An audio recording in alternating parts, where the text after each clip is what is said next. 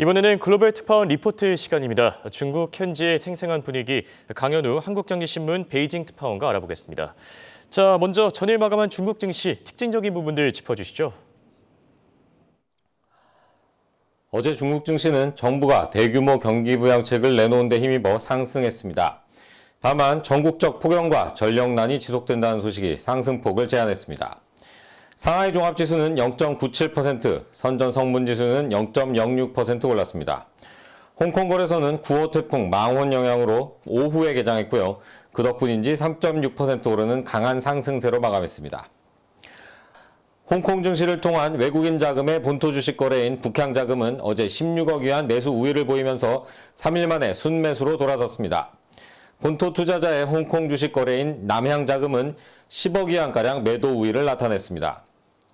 본토 증시 시가총액 상위 주식들 중에선 중국 석유가 3%, 중국 해양 석유가 8% 강세를 나타냈습니다.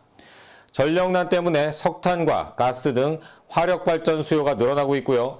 이에 따라 실적 개선이 기대되는 석탄 업종과 가스 업종이 3, 4%씩 오름세를 보였습니다. 그에 대한 반작용으로 태양광 설비주와 배터리주는 2, 3% 약세를 나타냈습니다. 홍콩 증시에선 징둥닷컴이 10%, 알리바바와 메이탄이 8%씩 급등했고요. 텐센트가 5% 오르는 등 최근 주가가 부진했던 빅테크 주식들이 모처럼 강세를 보였습니다. 자, 지금 중국 경제에서 부동산 얘기를 빼놓을 수 없을 것 같습니다. 무너지는 부동산 시장 지금 안정시키기 위해서 중국 정부가 대규모 부양책, 대규모 지원을 계획하고 있는데 세부 내용과 함께 실제로 어느 정도 효과가 있을지 같이 전해주시죠. 리커창 국무원 총리는 그제 국무원 상무회의를 열고 19개 항목의 경제 안정 대책을 내놨습니다. 상하이 봉쇄 여파가 크던 지난 5월 33개 정책 패키지를 내놨는데 하반기 들어서도 경기가 계속 둔화되자 추가 대책을 내놓은 겁니다. 이번 대책에는 정책금융 확대와 특수목적 채권 활용, 인프라 프로젝트 승인, 정부가 부과한 각종 부담금의 납부 유예 같은 조치가 포함됐습니다. 세부적으로는 정책개발금융자금으로 3천억 위안, 약 58조 원을 추가 배정하기로 했습니다. 이 자금 가운데 2천억 위안가량은 부동산 개발업체에 대한 특별대출에 쓰일 예정입니다. 중국 경제의 최대 암초로 부상한 부동산 시장을 살리겠다는 건데요.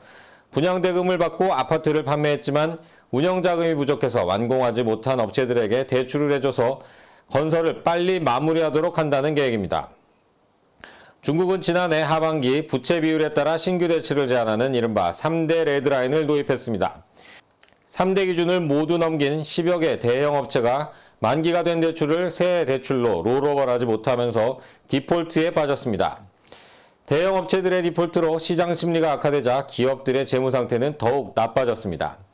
공사 중단 사례도 속출했습니다.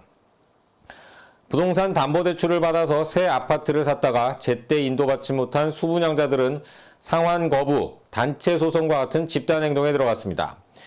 부실 대출이 늘어나면서 실물 위기가 금융으로 전이될 것이란 우려도 커졌습니다. 리 총리는 이번에 지방정부에는 올해 배정된 3조 6,500억 위안의 특수목적 채권 가운데 남은 5천억 위안을 제대로 활용해라고 주문했습니다. 또 국영 발전기업 등이 2천억 위안 규모의 채권을 발행하도록 했습니다. 총액 1조 위안 규모의 추가 부양책을 꺼낸 건데요.